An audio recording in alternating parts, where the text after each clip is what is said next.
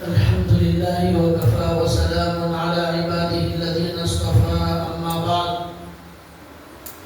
فأعوذ بالله من الشيطان الرجيم بسم الله الرحمن الرحيم ولا تحسبن الله غافلا عما يعمل الظالمون إنما يؤخرهم ليوم تشخص فيه الأبصار وقال تعالى وكذلك نولي بعض الظالمين بعضا بما كانوا يكسبون رب اشرح لي صدري ويسر لي أمري واحلل عقدة من لساني يفقهوا قولي سبحانك لا علم لنا إلا ما علمتنا إنك أنت العليم الحكيم اللهم صل على محمد في أول كلامنا اللهم صل على محمد في أوسط كلامنا اللهم صل على محمد في آخر كلامنا صدق اللہ العظیم. محترم دینی بھائیوں، گزشتہ جمعہ آپ کے سامنے شہید کربلا حضرت امام حسین رضی اللہ تعالیٰ عنہ کی شہادت کا واقعہ بتایا گیا تھا. ان کی شہادت کے بعد ان کے قتل کرنے والوں کے ساتھ کیا ہوا، اس کے بارے میں کچھ باتیں آج بتانا ہے تاکہ یہ عنوان مکمل ہو جائے. اللہ تعالیٰ نے قرآن کریم میں فرمایا ہے وَلَا تَحْسَبَنَّ اللَّهَ غَافِلًا عَمَّا يَعْمَلُ الظَّالِمُونَ، ہرگز یہ گمان مت کرو کہ جو بھی دنیا میں ظلم کرنے والے ہیں، وہ جو بھی ظلم کر رہے ہیں اس سے اللہ غافل ہے، ایسا ہرگز خیال مت کرو. وَلَا تَحْسَبَنَّ اللَّهَ غَافِلًا، اللہ کو غافل مت سمجھو. جو بھی ظالم لوگ دنیا میں کر رہے ہیں اللہ اسے ہرگز غافل نہیں. انما یؤخرهم لیوم تشخص فیہ الابصار، بس اللہ تعالیٰ نے ان ظالموں کو اس لیے مہلت دی ہے تاکہ قیامت میں ان کا حساب پورا کیا جائے. بہت سی مرتبہ دنیا میں ہم جب بہت زیادہ ظلم دیکھتے ہیں تو کہتے ہیں کہ اللہ ان پر عذاب کیوں نازل نہیں کرتا. تو اس کا جواب اللہ نے دیا کہ ایسا دنیا میں نہیں ہوگا کہ صبح میں ظلم ہوا دوپہر میں عذاب آ جائے، دوپہر میں ظلم ہوا شام میں اللہ کی پکڑ آ جائے. ایسا نہیں ہوتا. اللہ کا ایک قانون ہے، اللہ کا ایک نظام ہے، ایک سسٹم ہے. دنیا کو چلانے کا ایک نظام اللہ نے بنایا. اللہ نے یہاں وہی کہا انما یؤخرهم، ان دنیا کے سارے ظالموں کو اللہ تعالیٰ ڈھیل دیتے ہیں، مہلت دیتے ہیں. فیصلے کا ایک دن اللہ نے مقرر کر رکھا ہے، فیصلے کی تاریخ اللہ نے سنا دی ہے کہ فلاں دن یہ ججمنٹ ہوگا اور اللہ کا فیصلہ سنایا جائے گا. اس دن کا نام ہے قیامت. تو اللہ نے کہا جو ظالم دنیا میں ظلم کر رہے ہیں یہ مت سمجھو کہ اللہ غافل ہے. اللہ ان کو اس لیے ڈھیل دے رہے ہیں، مہلت دے رہے ہیں لیوم تشخص فیہ الابصار، اس قیامت کے دن فیصلہ کرنے کے لیے، وہاں سزا کا اعلان کرنے کے لیے. اس قیامت کے دن جس دن آنکھیں پھٹی کی پھٹی رہ جائیں گی، آنکھیں دیکھتی رہ جائیں گی، وہ عجیب و غریب فیصلے کا دن وہ قیامت کا دن ہے. اس دن کے لیے ہم نے ظالموں کو دنیا میں مہلت دی ہے اور وقت متعین کیا ہے کہ یہ وقت تمہارے عمل کا، اس کے بعد یہ وقت تمہارے فیصلے کا. یہ عمل کی جگہ ہے، یہاں فیصلہ نہیں ہوتا، فیصلہ قیامت کے دن ہوتا ہے. دنیا کے اندر بھی جب کوئی آدمی چوری کرتا ہے، قتل کرتا ہے، اس پر کارروائی ہوتی ہے، پولیس کارروائی. پھر اس کے بعد اسے کورٹ میں پیش کیا جاتا ہے، پھر سنوائی ہوتی ہے، پھر فیصلے کا دن آتا ہے۔ ایسے ہی اللہ نے کہا ہم نے بھی ایک فیصلے کا دن مقرر کیا ہے، تو اللہ تبارک و تعالیٰ نے اس فیصلے کے دن کو آخرت کے لیے مقرر کر رکھا ہے۔ لیکن ظلم ایک ایسا گناہ ہے کہ اللہ تعالیٰ کبھی کبھی ظالموں کو دنیا ہی میں عذاب دے دیتے۔ ایک جگہ اللہ نے کہا وَلَنُذِيقَنَّهُم مِّنَ الْعَذَابِ الْأَدْنَىٰ دُونَ الْعَذَابِ الْأَكْبَرِ لَعَلَّهُمْ يَرْجِعُونَ۔ ہم آخرت کے عذاب سے پہلے دنیا میں بھی عذاب دے دیتے ہیں، کبھی ایسا بھی ہوتا ہے۔ ایک اور جگہ اللہ نے فرمایا وَكَذَلِكَ نُوَلِّي بَعْضَ الظَّالِمِينَ بَعْضًا بِمَا كَانُوا يَكْسِبُونَ۔ ظالم کو ختم کرنے کے لیے اللہ ایک دوسرے ظالم کو اس پر بٹھا دیتے ہیں، اس پر مسلط کر دیتے ہیں، وہ ظالم دوسرے ظالم سے بدلہ لے لیتا ہے۔ وَكَذَلِكَ نُوَلِّي بَعْضَ الظَّالِمِينَ بَعْضًا بِمَا كَانُوا يَكْسِبُونَ۔ ظالم نے جو حرکتیں کی، جو گناہ کیے، جو جرم کیے، اس کی سزا اللہ تعالیٰ دنیا میں ہی ظالم کو اس پر مقرر کر کے دے دیتے ہیں۔ ایک اور ایک جگہ اللہ نے فرمایا وَكَذَلِكَ أَخْذُ رَبِّكَ إِذَا أَخَذَ الْقُرَىٰ وَهِيَ ظَالِمَةٌ إِنَّ أَخْذَهُ أَلِيمٌ شَدِيدٌ۔ اللہ تعالیٰ نے بہت سارے دنیا کے اندر ظالموں کو دنیا میں ہی سزا دی، بہت سارے اللہ کے مجرموں کو اللہ نے دنیا میں عذاب دیا۔ کسی پر طوفانی ہوا کے ذریعے اللہ نے عذاب نازل کیا، اور کسی قوم کو اللہ نے ظلم کی وجہ سے چیخ اور پکار کے ذریعے اللہ نے ہلاک کیا۔ حضرت جبریل علیہ السلام آئے، ایک زوردار چیخ ماری، سارے لوگوں کے دل پھٹ گئے، سب گھروں میں لاش اوندے منہ پڑے رہ گئے، اور اللہ نے کسی قوم کو نافرمانی کی وجہ سے ایسی زبردست طوفانی ہوا بھیجی کہ لوگ سووں کلومیٹر اوپر ہوا میں اڑنے لگے، اور اوپر سے وہ اتنے 100 فٹ اوپر سے نیچے گرے، ان کی موت ہو گئی۔ اللہ تعالیٰ دنیا میں بھی اس طرح سزا دیتے ہیں۔ اللہ نے کہا اسی طرح اللہ ظالموں کی پکڑ کرتے ہیں۔ ان اخذہ علیم شدید، اللہ تعالیٰ کی پکڑ بڑی سخت ہے۔ ہمیشہ اللہ سے ڈرتے رہنا چاہیے۔ جب بھی گناہ ہوگا، خاص طور پر کسی انسان پر ظلم کرنے کا گناہ، یہ ایسا بدترین گناہ ہے کہ اللہ کی اگر ہم نافرمانی کریں تو اللہ تعالیٰ معاف کر دیں گے، لیکن انسان کو تکلیف پہنچانے کا گناہ، انسان کی غیبت کرنا، اسے گالی گلوچ کرنا، اس کے خلاف سازشیں کرنا، اس کے دل کو توڑنا، اس کے بارے میں برا سوچنا، قتل کرنا، اس کا مال لوٹ لینا، کسی بھی قسم کی تکلیف جو انسان کو پہنچائی جاتی ہے، اس کی سزا اللہ کے بہت زیادہ، اور اللہ تعالیٰ اسے اس وقت تک معاف نہیں کریں گے جب تک بندہ خود معاف نہیں کرتا۔ حدیث میں اللہ کے رسول صلی اللہ علیہ وسلم نے فرمایا صحابہ سے کہ بتاؤ غریب اور مفلس کون ہے؟ صحابہ نے کہا جس کے پاس پیسے نہیں ہیں، جس کے پاس دینار نہیں، درہم نہیں، یہ ہے غریب آدمی۔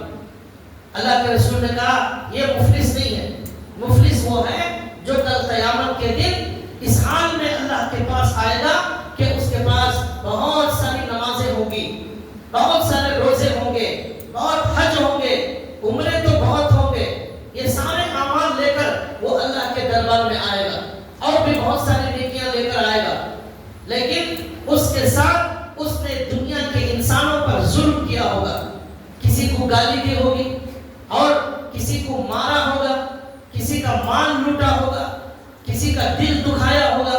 اس طرح کی مختلف تکلیفیں انسان کو دیتا تھا، اور اس ظلم کے اندر شوہر بھی آ جاتا ہے، جو بیوی پر ظلم کرنے والا۔ بہت سارے شوہر بیویوں کو مارتے ہیں اور ان کو گالی گلوچ کرتے ہیں، اور خواہ مخواہ غلط طریقے سے ان کو طلاق دے دیتے ہیں، یہ پھر کورٹوں کے اندر پھرتے رہتے ہیں۔ یہ سب شوہر بھی ظالم، اور شوہر ہی نہیں، بیویاں بھی کبھی ظلم کرتی ہیں۔ کبھی شوہر معمولی آدمی، غریب آدمی ہے، لڑکی بیوی اپنے خاندان والوں کی طاقت، اپنا پیسہ استعمال کرتی ہے اور شوہر پر ظلم کرتی ہے، پولیس سے ظلم کراتی ہے، کورٹ سے ظلم کراتی ہے، یہ بھی ظلم ہے۔ اللہ کے یہاں صرف یہ دیکھا جائے گا کون ظالم ہے، وہاں کے فیصلے بہت زبردست ہونے والے ہیں، وہاں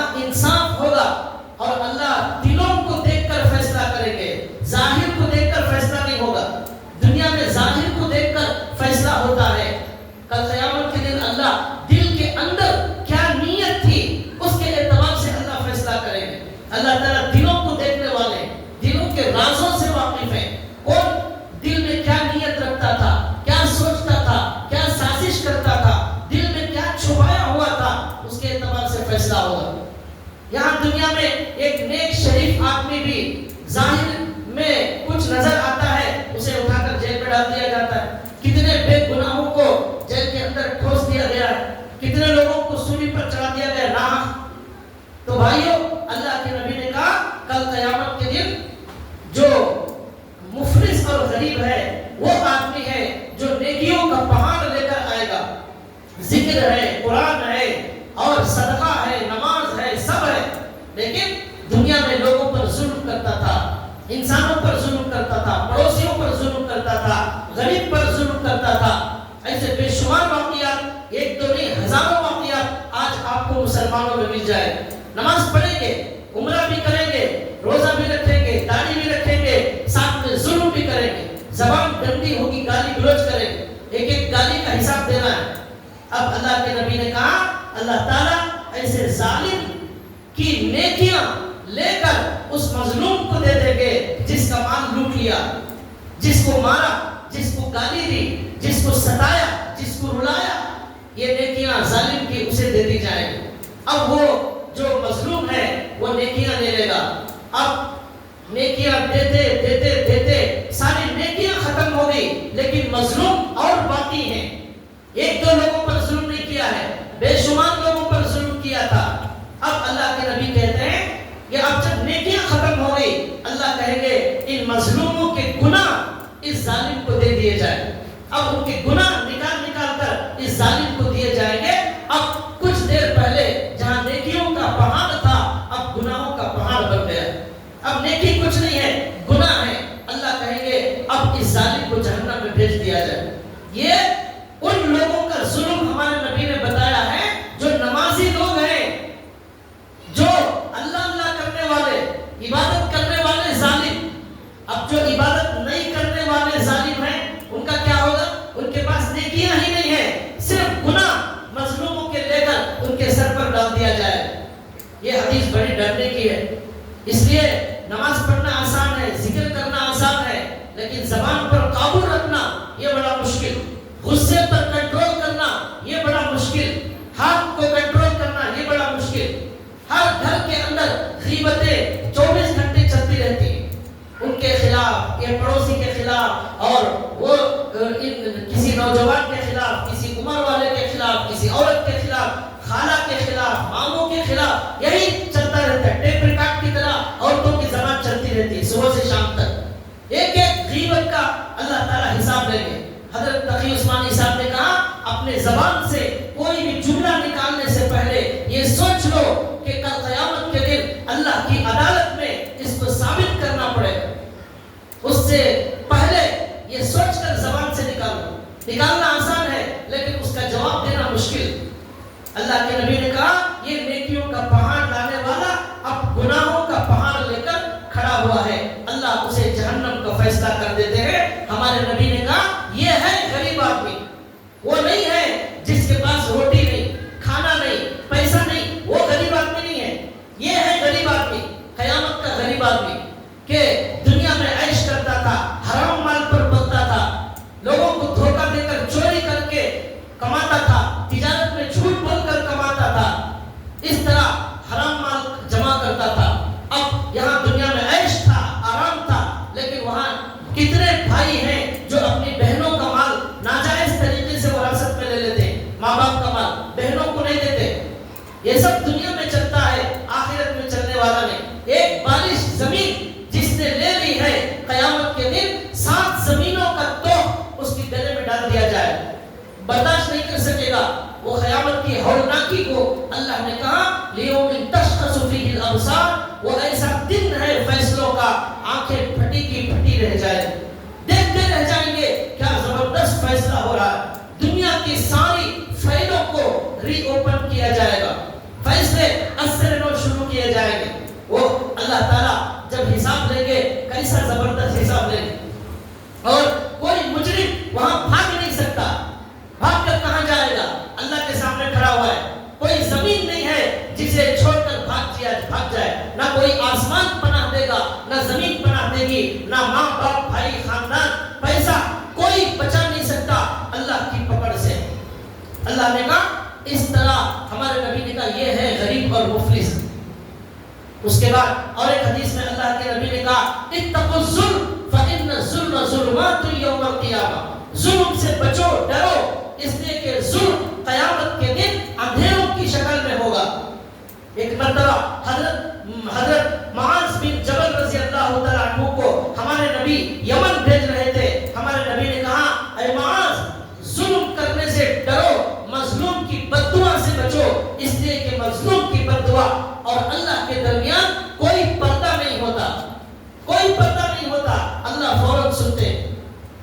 امام حسین رضی اللہ تعالیٰ عنہ کے بارے میں بتایا تھا، دنیا میں سب سے بڑا ظلم ان پر ہوا۔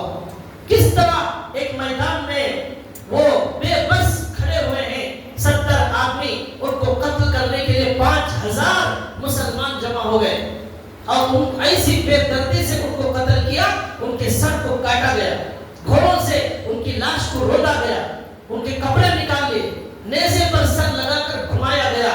اب اللہ تبارک و تعالیٰ نے اس کے بعد ظالموں سے انتقام لینے کا فیصلہ کیا۔ لیکن یہ جو امام حسین پر ظلم کرنے والے تھے، یزید کی جماعت، یزید کا لشکر، یزید فاسق تھا۔ علماء نے اسے کہا ہے کہ یزید فاسق، گناہوں کے اندر مبتلا تھا۔ اس نے صرف امام حسین کے قتل پر اکتفا نہیں کیا، بلکہ اس سے آگے بڑھ کر اس کے دل میں کوئی ڈر پیدا نہیں ہوا۔ امام حسین کو قتل کرنے کے بعد اس کے دل میں کوئی ڈر پیدا نہیں ہوا، تو اس نے مزید مکے اور مدینے پر حملہ کرنے کا فیصلہ کیا۔ مکہ اور مدینے کے اندر جو صحابہ موجود تھے، جو تابعین موجود تھے، ان سب لوگوں نے مل کر یہ فیصلہ کیا۔ ان میں سے کچھ لوگ الگ ہو گئے، لیکن بہت بڑی جماعت نے فیصلہ کیا کہ یزید ظالم ہے، فاسق ہے، اس نے اللہ کے نبی کے خاندان پر بہت بڑا ظلم کیا ہے، اس لیے ہم اس کی بیعت کو نہیں مانیں گے، ہم حاکم تسلیم نہیں کریں گے۔ تو مکے مدینے والوں نے جب اس طرح بیعت کا انکار کیا، تو یزید نے ایک فوج 12,000 کی فوج، 12,000 کا لشکر روانہ کیا مدینے پر حملہ کرنے کے لیے، مکے پر حملہ کرنے کے لیے۔ کیوں؟ اس لیے کہ امام حسین کے نقش قدم پر چلتے ہوئے مکہ مدینے والے بھی یزید کو ماننے تیار نہیں ہوئے، یزید سے بیعت کرنے تیار نہیں ہوئے۔ اب 12,000 کا لشکر بھیجنے کے لیے، کمانڈر اور سپہ سالار بنانے کے لیے جس کو بھی بلا رہا ہے، وہ کمانڈر بننے تیار نہیں۔ وہ کہہ رہا ہے ایک گناہ ہو چکا ہے امام حسین کے قتل کا، اب دوسرا گناہ مکے مدینے پر حملہ کرنے ہم تیار نہیں۔ تو لیکن یہ یزید طے کر چکا تھا کہ میں کسی بھی قیمت پر وہاں حملہ کروں گا۔ اور عبداللہ بن زبیر جو مکہ کے اندر موجود تھے، اس نے کہا ان کی بیڑیاں ڈال کر میرے پاس ان کو حاضر کیا جائے۔ صحابہ اکرام کے ساتھ اس طرح گستاخی کیا اس نے۔ چنانچہ 12,000 کا لشکر یزید کا مدینے پر حملہ کرنے کے لیے روانہ ہوا، مکے پر حملہ کرنے کے لیے روانہ ہوا۔ اور عجیب و غریب ہماری تاریخ ہے کہ مسلمان ہونے کے باوجود مسلمانوں نے ظلم کی انتہا کر دی۔ کافر ظلم کرتا ہے، کوئی تعجب کی بات نہیں ہے، اس لیے کہ وہ نہ خدا کو مانتا ہے، نہ آخرت کو مانتا ہے، نہ عذاب کو مانتا ہے۔ لیکن ایک مسلمان کلمہ پڑھنے والا، اللہ کے نبی کو نبی ماننے والا جب اس طرح اپنی حدوں کو پار کرتا ہے، یہ بہت بھیانک اور ڈرنے والی چیز ہے۔ لیکن یہ لشکر یزید کے حکم پر مدینے پر حملہ کرنے کے لیے آ گیا۔ کون سا مدینہ؟ جس کے بارے میں ہمارے نبی صلی اللہ علیہ وسلم نے فرمایا وہاں نماز پڑھنے والا اسے 1000 نمازوں کا ثواب ملے گا۔ یہ مدینہ، مسجد نبوی، 1000 نمازوں کا ثواب۔ ایک حدیث میں اللہ کے نبی نے فرمایا مدینے کے چاروں طرف فرشتوں نے مدینے کو گھیر لیا ہے، وہاں دجال مدینے میں داخل نہیں ہو سکتا۔ وہ مدینہ جہاں طاعون کی بیماری نہیں آ سکتی، یہ ہمارے نبی نے کہا۔ اس مدینے پر حملہ کرنے کے لیے اس نے فوج کو بھیجا، 12,000 کا لشکر۔ ہمارے نبی نے کہا اگر مر سکتے ہو تو مدینے میں جا کر مر جاؤ، اس لیے کہ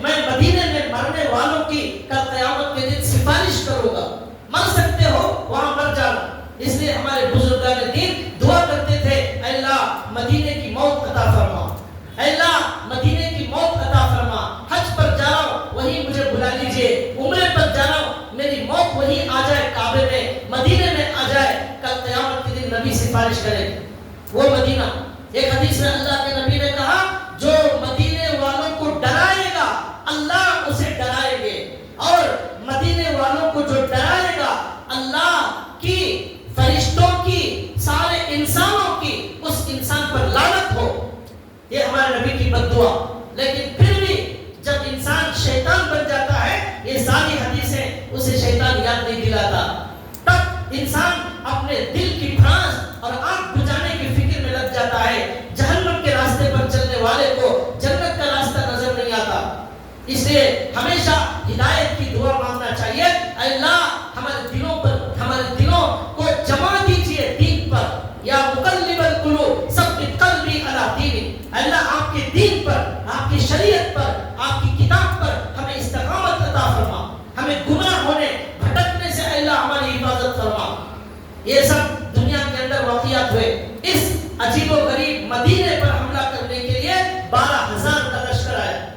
مدینے والوں میں سے 2,000 لوگ ایسے تھے جو یزید کی بیعت سے انکار کر رہے تھے، وہ لوگ اس لشکر کا مقابلہ کرنے تیار ہو گئے۔ کچھ لوگ خاموش رہ گئے جو لڑنے تیار نہیں ہوئے۔ اور ہمارے نبی نے جس طرح ایک جنگ میں، غزوہ خندق میں ایک کھدائی کی تھی، خندق کھودی تھی تاکہ دشمن اندر نہ آئے، ایسے ہی خندق ان 2,000 مدینے والوں نے ان شام سے آنے والے یزید کے لشکر کو روکنے کے لیے ایک خندق کھودی۔ لیکن اس کے باوجود یہ 12,000 کا لشکر کسی اور راستے سے مدینے کے اندر داخل ہو گیا، اور اب مدینے کے اندر حملہ شروع ہوا، قتل و غارت گیری شروع ہو گئی۔ یزید کا جو لشکر شام سے 12,000 کا آیا تھا، اس نے مدینے کے اندر حملہ کرنا شروع کیا اور قتل کرنا شروع کر دیا۔ اور یہاں 2,000، یہاں 12,000 کے لوگ۔ لکھا ہے کتابوں کے اندر اس جنگ کے اندر 700 مدینے کے حافظوں کو یزید کے لشکر نے قتل کیا اور شہید کر ڈالا۔ 700، اور وہ 700 پورے کے پورے حافظ قرآن تھے۔ ان سب لوگوں کو یزید کے لشکر نے قتل کر دیا۔ اور لکھا ہے 6 صحابہ اکرام اس وقت مدینے کے اندر، وہ 2,000 کا جو لشکر تھا مدینے کا، اس میں 6 صحابہ شامل تھے جو لڑنے آئے تھے، ان کو بھی شہید کر دیا گیا، 6 صحابہ۔ اور بقیہ جو 700 افراد حفاظ شہید ہوئے، وہ سب صحابہ کی اولاد تھی، وہ صحابہ کی اولاد۔ کسی نے کہا حضرت عثمان جب شہید ہوئے تو اس فتنے میں بدر میں موجود سارے صحابہ شہید ہو گئے۔ اس کے بعد جب یہ حملہ ہوا مدینے پر، اس میں صحابہ کی اولاد میں سے بہت بڑا طبقہ شہید ہو گیا۔ یہ مسلمانوں کے کارنامے ہیں، یہ تاریخ میں لکھا ہوا ہے۔ انسان جب ظلم کرتا ہے، گناہ کرتا ہے، تو آخرت کے ریکارڈ میں چھوڑیے، دنیا بھی اس کو نہیں چھوڑتی۔ دنیا کے ریکارڈ میں بھی تاریخ میں اس کے کارنامے لکھے جاتے ہیں، اور قیامت تک آنے والے لوگ ان پر لعنت بھیجتے ہیں اور ان کے لیے بد دعا کرتے ہیں۔ اور جو نیک کام کرنے والا ہے، اس کی نیکی کی وجہ سے قیامت تک آنے والے لوگ اچھے کام کرنے والے کو دعا دیتے رہتے ہیں۔ اس لیے ہم اس مختصر زندگی میں دعائیں لینے کی کوشش کریں، بد دعائیں لینے کی کوشش ہرگز نہ کریں۔ اب 700 حافظ قرآنوں کو مدینے میں شہید کر دیا گیا۔ کتنا عجیب واقعہ ہے یہ، دنیا کا تاریخ کا عجیب واقعہ ہے۔ مدینے کے اندر گھس کر خون خرابہ کرنے والے لوگ، یہاں تک کہ یزید نے اس لشکر کو کہا تھا کہ مدینے کے اندر گھسنا اور 3 دن تک جنگ ہونے کے بعد بھی 3 دن تک مدینے والوں کا سارا مال لوٹ لینا، مدینے کے گھر میں گھس کر وہاں کے لوگوں کا مال لوٹ لینا۔ چنانچہ وہ لشکر جو آیا تھا یزید کا، مدینے کے اندر خون خرابہ کرنے کے بعد، 100 لوگوں کو شہید کرنے کے بعد، ان کے مال کو لوٹنے میں مصروف ہو گیا۔ مالوں کو لوٹا جاتا تھا، اور گھر میں گھس کر جو ملتا تھا، یزید نے کہا تھا وہ سب فوج کا ہوگا، جسے جو مل جائے وہ فوج کا، جسے جو مال مل جاتا تھا وہ قبضہ کر لیتا تھا، اور کوئی چیز ملی وہ بھی لے لیا۔ یہاں تک کہ مدینے میں اس وقت راشن کی، اناج کی، غلے کی کمی ہو گئی۔ لوگ راشن کی کمی کی وجہ سے، ان کے ڈر سے مدینہ چھوڑ کر گھر منتقل ہونے لگے۔ فلسطین میں لوگ چھوڑ کر جا رہے ہیں. ایسا مدینے کے اندر بھی وقت آیا تھا لوگ ڈر کر اور راشن کی کمی کی وجہ سے مدینہ چھوڑ کر جانے لگے تھے. ایسا ظلم ہوا. لکھا ہے حضرت جابر رضی اللہ تعالیٰ عنہ ایک صحابی ہے, اس وقت بہت بوڑھے ہو چکے تھے, آنکھوں کی بینائی بھی جا چکی تھی. ان کو ان کے گھر میں, حالانکہ وہ لڑائی میں شریک نہیں تھے, ان کے گھر میں گھس کر ان کا مال بھی پورا لوٹ لیا ان لشکر والوں نے. ہمارے نبی صلی اللہ علیہ وسلم نے حضرت جابر رضی اللہ تعالیٰ عنہ سے ایک اونٹ خریدا تھا. ہمارے نبی نے اس کے بدلے میں ان کو پیسے دیے تھے اور زیادہ پیسے دیے تھے. انہوں نے وہ پیسے ہمارے نبی کی نشانی اپنے گھر میں محفوظ رکھی تھی برکت کے لیے. ان لشکر والوں نے وہ مال بھی لوٹ لیا جو ہمارے نبی نے ان کو اونٹ خرید کر ان کو پیسے دیے تھے, وہ بھی ظالموں نے لوٹ لیا. اس طرح مدینے کے اندر لوٹ مچانا انہوں نے شروع کر دیا. یہاں تک کہ تاریخ کے اندر ایک بات یہ بھی لکھی ہوئی ہے کہ بولنے بھی مجھے شرم آ رہی ہے کہ مدینے کے اندر کی کچھ ایک دو عورتوں کی عزت بھی ان مسلمانوں نے لوٹ لی, ان لشکر والوں نے لوٹ لی. یہ اس حد تک گر گئے, اس حد تک انہوں نے ظلم کیا اور اس طرح پورے مدینے کے اندر خون خرابہ ہو گیا, ہر جگہ خون نظر آنے لگا. ہمارے نبی صلی اللہ علیہ وسلم کا احترام تک لوگوں کے دلوں سے نکل گیا. ہمارے نبی اسی مدینے میں موجود ہیں اور ہمارے نبی کے بارے میں سارے علماء کا فیصلہ ہے ہمارے نبی قبر میں زندہ ہیں. ہمارے اعمال ہمارے نبی کے پاس جاتے ہیں, ہمارا درود جاتا ہے, ہمارا سلام جو وہاں سلام پڑھا جاتا ہے ہمارے نبی جواب دیتے ہیں. ہمارے نبی کی موجودگی میں اس طرح خون بہایا گیا. یہاں تک کہ لکھا ہوا ہے کہ مدینے میں اس دن اس وقت 3 دن تک نہ اذان ہوئی, نہ اقامت ہوئی, نہ نماز ہوئی. نہ اذان, نہ اقامت, نہ نماز ہوئی. 3 دن تک مدینے کے اندر ایسا ہو گیا. صرف ایک تابعی ہے سعید ابن المسیب, وہ اکیلے تنے تنہا بوڑھے آدمی تھے, ہمارے نبی کے روزے کے پاس کھڑے ہو کر وہ اکیلے ہی نماز پڑھ لیا کرتے تھے. اس کے علاوہ ساری مسجد نبوی کے اندر 3 دن تک نماز نہیں ہوئی. اس طرح انہوں نے حملہ کر کے اس طرح مدینے کو اس طرح انجام اس کا کر دیا. اور بھی بہت کچھ لکھا ہوا ہے, ہمارے پاس وقت نہیں ہے. اس کے بعد یہ لشکر, یزید کا لشکر یہاں سے مدینے میں اس طرح قتل و غارت گیری کرنے کے بعد, مال لوٹنے کے بعد, حضرت جابر رضی اللہ تعالیٰ عنہ نے کہا جب ان کا مال لوٹ لیا گیا, نابینا صحابی, انہوں نے کہا میرے نبی کی حدیث یاد آ رہی ہے, میرے نبی نے فرمایا تھا جو مدینے والوں کو ڈراتا ہے وہ محمد کے دل کو ڈراتا ہے. تو مدینے والوں کو ڈرانے والا وہ محمد کے دل کو ڈرانے والا ہے, یہ ہمارے نبی نے کہا. لیکن یہ لوگ مدینے والوں پر کچھ نہیں ڈرا رہے بلکہ نبی کے دل کو تکلیف پہنچا رہے ہیں. لیکن کوئی اثر ان باتوں کا ان پر نہیں ہوا. یہاں تک کہ یہ لشکر یہاں سے نکل کر مکہ مکرمہ میں پہنچ گیا. مدینے پر اس طرح قتل و غارت گیری کرنے کے بعد یزید کا لشکر مکے میں پہنچا اور مکے میں حضرت عبداللہ بن زبیر رضی اللہ تعالیٰ عنہ تھے. انہوں نے بھی یزید سے بیعت کرنے کا انکار کر دیا تھا. مکے کے اندر اب جنگ انہوں نے شروع کر دی.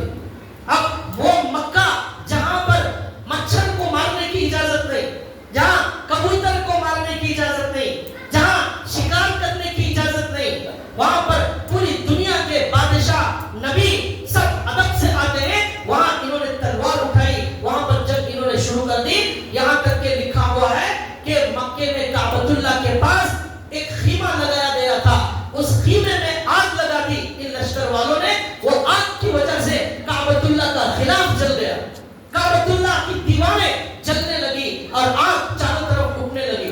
وہ منظر دیکھ کر مکے کے سارے مسلمانوں کے دل دہل گئے اور انہوں نے فوراً اللہ کے سامنے سجدے میں سر رکھ کر دعا کی, اے اللہ ہمیں معاف فرما, ہمیں معاف فرما, ہم نہیں چاہتے تھے کہ یہاں جنگ ہو, یہاں آگ لگے, اس طرح کعبے کی شان میں گستاخی کی جائے.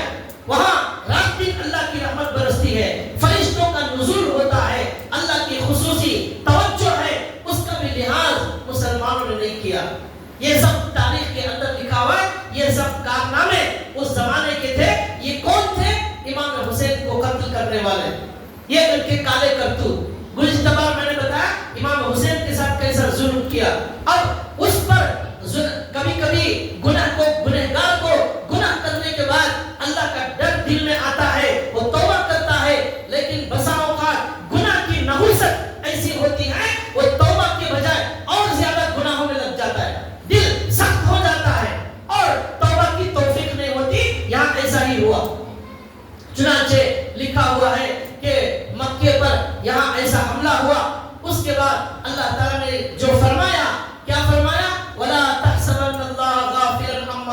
الظالمون. اللہ نے فرمایا وَكَذَلِكَ نُوَلِّي بَعْضَ الظَّالِمِينَ بَعْضًا بِمَا كَانُوا يَكْسِبُونَ. اللہ تبارک و تعالیٰ کبھی ظالم کو ظالم پر مسلط کر کے اس کا انتقام لیتے ہیں. اب اللہ تبارک و تعالیٰ کا فیصلہ بدل گیا. اب یہ ظلم ہوا، اس کے بعد بھی بہت سارے حالات ہوئے. کچھ سالوں کے بعد غالباً 5-6 سال کا وقفہ تھا، بعض لوگ کہتے ہیں 2-3 سال کا وقفہ تھا. اس میں اللہ تبارک و تعالیٰ نے اس کے بعد حالات بدل دیے. اب یزید کا انتقال ہو گیا. صرف 38 سال کی عمر میں وہ اپنی موت مر گیا. اس کے بعد اس یزید کا بیٹا معاویہ، اس کو کم عمری میں خلافت کی کرسی پر بٹھا دیا گیا. وہ کم عمر تھا لیکن وہ یہ چاہتا تھا کہ کسی بڑے صحابی کو اور کسی اچھے انسان کو یہ خلافت دی جائے. یزید کا بیٹے کے بارے میں لکھا ہے معاویہ وہ کچھ اچھا تھا یزید کے مقابلے میں، اسی لیے اس نے اپنے باپ کے بارے میں کہا کہ میرے بعد سارے مسلمان مل کر جسے حاکم بنانا چاہے بنا لے، میں کسی کو اپنے بعد خلیفہ نہیں بناؤں گا. وہ کرسی پر بیٹھ گیا، اس کا بھی انتقال ہو گیا. یہ حالات ہونے لگے. اس کے بعد لکھا ہوا ہے اللہ تبارک و تعالیٰ نے ایک انسان کو کوفہ اور عراق پر شام پر مسلط کیا اور اللہ نے حاکم بنایا. کس کو؟ اس کا نام ہے مختار ثقفی. اس کا نام مختار ثقفی ہے. اس کو اللہ تعالیٰ نے کوفہ، شام، عراق یہ پورے علاقے کا حاکم بنا دیا.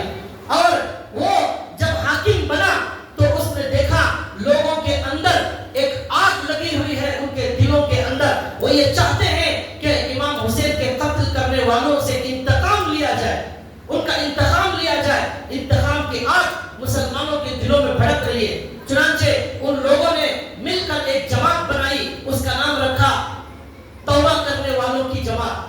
اس کے بعد ان کا مقصد یہ تھا امام حسین کے قتل کرنے والوں سے انتقام لیا جائے. چنانچہ لکھا ہے اس جماعت کو لے کر یہ مختار ثقفی، یہ بھی کوئی اچھا آدمی نہیں تھا، لیکن ظالم کو مارنے اللہ ظالم ہی کو لاتے ہیں، تو اللہ نے اس کو حاکم بنا دیا. اب اس نے حکومت پر کرسی پر بیٹھتے ہی، وہاں کا گورنر بنتے ہی اس نے اعلان کر دیا کہ اس پورے علاقے میں کوفہ، عراق، شام کے اندر جو بھی امام حسین کے قتل میں شریک ہوا تھا اس کو چن چن کر قتل کیا جائے. اس نے آرڈر جاری کیا. یہاں تک کہ اس نے انعام رکھا کہ جو بھی امام حسین کے قتل کرنے والوں کی لشکر میں مسلمان شریک ہوا تھا اس کا پتہ بتائے گا، اس کو انعام دیا جائے. اب لوگ اس امام حسین کو قتل کرنے والوں کو تلاش کرنے لگے، چن چن کر ایک ایک آدمی کو پکڑ کر مختار ثقفی کے سامنے حاضر کرنے لگے. اب اللہ نے جو کہا ہے ظالم کو اللہ کبھی معاف نہیں کرتے، اب ظالم کو اللہ دنیا ہی میں بسا اوقات سزا دیتے ہیں اور آخرت کی سزا تو بہت بڑی ہے. اس طرح اس نے اس طرح قتل عام کیا کہ چن چن کر قتل کرنے لگا. امام حسین کے قتل کرنے والوں کو لایا جاتا اور زندہ آگ میں جلا دیا جاتا، اور کسی کو لایا جاتا ہاتھ اور پیر کاٹ کر اسے دھوپ میں تڑپ تڑپ کر مرنے کے لیے چھوڑ دیا جاتا. وہ وہی تڑپ تڑپ کر مر جاتا، سڑک پر اسے کوئی پوچھنے والا نہ تھا. یہ انجام ہوا. امام حسین کے کپڑے نکالنے والا ایک انسان تھا، اسے مختار ثقفی نے اسے بلایا اور بلا کر اسے زندہ جلا دیا. کسی نے امام حسین کا سر کاٹا تھا، اسے تلاش کیا نہیں مل رہا تھا، اس کے گھر میں گیا تو ایک ٹوکری میں گھس گیا، وہ چھپ گیا، تو مختار نے اس کے پورے گھر کو آگ لگا دی. وہ اپنی ٹوکری کے ساتھ زندہ جل کر ختم ہو گیا. کون تھا یہ؟ امام حسین کا سر کاٹنے والا. اس کا یہ انجام ہوا. کپڑے اتارنے والے کے ہاتھ پاؤں کاٹ دیے گئے. اس طرح ہوا یہاں تک کہ یہی سلسلہ چلتا رہا. رات دن یہی کام تھا اس کا کہ پورے علاقے میں چھاپے مارتا، تلاش کرتا، کسی کو نہیں چھوڑا. اس نے جو امام حسین کے قتل میں شریک تھا ان کو تلاش کر کر کے ان کو قتل کرنے لگا. یہ اللہ نے دنیا میں ظالموں سے انتقام لیا. اور اس کے بعد لکھا ہے ان کا سب سے بڑا ظالم ابن زیاد. اسی نے یزید کے حکم پر لشکر لے کر امام حسین سے جنگ کی تھی اور ان کو شہید کیا.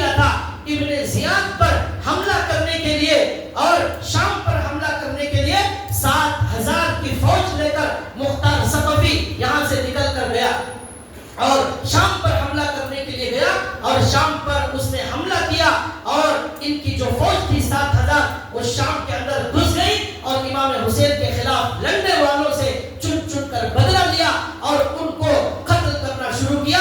سبوں ہزاروں لوگوں کو اس مختار ثقفی نے ختم کیا اور اس طرح امام حسین کا بدلہ لیا.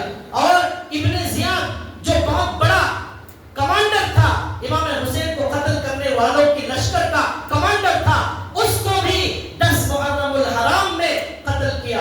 جس طرح امام حسین کو 10 محرم میں شہید کیا تھا، مختار ثقفی نے ابن زیاد کو بھی 10 محرم کے دن ختم کیا. اور میدان میں لاشوں میں معلوم نہیں ہو رہا تھا کہ ابن زیاد کہاں ہے، لیکن اس کی ایک خاص خوشبو تھی، ادھر لگاتا تھا. اس خوشبو کی وجہ سے اس کی لاش کو پہچانا گیا.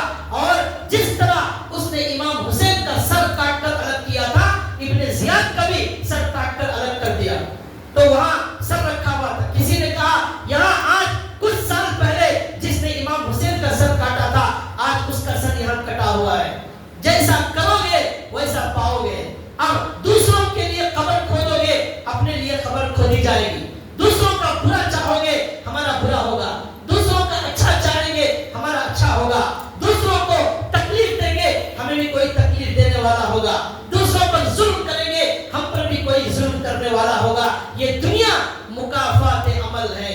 مکافات عمل، جو بوؤ گے ویسا ہی کاٹو گے، جیسا عمل ہوگا ویسا ہی سلوک ہوگا.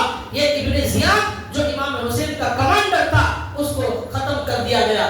لکھا ہے کہ جب اس کا سر لا کر سامنے رکھا گیا، ایک سانپ آیا کہیں سے. ایک سانپ، وہ سانپ آ کر اس کی ناک میں گھس گیا اور اندر جا کر وہ سانپ پھر منہ میں سے باہر نکلتا تھا. اس طرح وہ سانپ 3 مرتبہ اس کی ناک میں گھس کر منہ سے نکلنے لگا. اس کے سر کے ساتھ ایسا سلوک کیا گیا. جب اس طرح پورے علاقے کو امام حسین کے قاتلوں کا انتقام لیا گیا، تو بھائیوں پورے اسلامی مملکت کے اندر مسلمانوں کے دل میں ان لوگوں کی نفرت بیٹھ چکی تھی. ظالم سوچتا ہے میں ظلم کروں گا، میری شان بڑی ہو جائے گی. جو ایسے لوگوں کو اللہ اور ذلیل کرتے اور ذلیل کرتے، ان کی کبھی نیک نامی نہیں ہوتی، ان کے ساتھ کبھی اچھا نہیں ہوتا. ان کی عزت اللہ نکالتے ہیں، ان کی کرسی اللہ چھین لیتے ہیں. اللہ جو چاہتے ہیں وہ کرتے ہیں. تو پوری بات کا خلاصہ یہ ہے کہ امام حسین پر جو ظلم ہوا، اللہ کے نبی نے فرمایا اتقوا الظلم فإن الظلم ظلمات یوم القیامہ. ظلم سے ہمیشہ ڈرتے رہو، اس لیے کہ یہ ظلم قیامت کے دن اندھیروں کی شکل میں ہوگا. یہ دنیا کی سزا ہے. اب آخرت کا جو انجام ہوگا، مدینے پاک میں قتل و غارت گیری کرنے والوں کو اللہ نے دنیا کے اندر چن چن کر جلانے والا، ان کے گھروں کو آگ لگانے والا اللہ نے دنیا میں پیدا کر دیا. اب خبر کے اندر کیا ہوگا، آخرت کے اندر کیا ہوگا. ایک عیسیٰ علیہ السلام قبرستان میں گئے اور جا کر کہا ایک مردے سے قم بإذن اللہ، کھڑا ہو جا. تو وہ مردہ کھڑا ہو گیا. پوچھا اس نے کیوں مجھے زندہ کیا گیا؟ تو عیسیٰ علیہ السلام نے کہا کیا گزر رہی ہے تیرے اوپر؟ اس نے کہا میرے عذاب کے بارے میں کیا سوال کرتے ہو؟ روح نکالنے کی جو تکلیف ہے، آج مر کر 80 سال ہو گئے، وہ تکلیف آج تک میرے بدن میں محسوس ہوتی ہے. وہ تکلیف روح نکالنے سے شروع ہو جاتی ہے. انسان سمجھتا ہے مجھے کوئی پوچھنے والا نہیں، میں یہ کر سکتا ہوں، میں وہ کر سکتا ہوں، میرے تعلقات ایسے ہیں، میں کوئی ابھی معلوم نہیں، میں کیا سے کیا کر سکتا ہوں، میں ایسا بہادر، میں ایسا دادا، میں ایسا یہ اور میں وہ. یہ سب